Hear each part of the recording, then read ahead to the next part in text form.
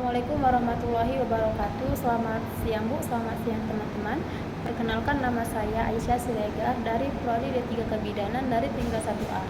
Di sini saya akan menunjukkan cara membuat etika batuk yang baik dan benar. Yang pertama, kita memakai tisu untuk menutupi mulut dan hidung saat bersin atau batuk. Terus kalau kita tidak mempunyai tisu, kita buat siku tangan kita yang bagian dalam. Terus yang ketiga, kita memakai masker yang fungsinya itu untuk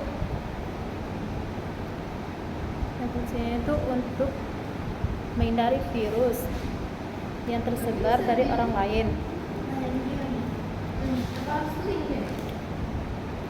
Terus segera buang tisu ke tempat sampah dan cuci tangan dengan yang bersih. Terima kasih Bu. Selamat siang Bu, selamat siang teman. Assalamualaikum warahmatullahi wabarakatuh.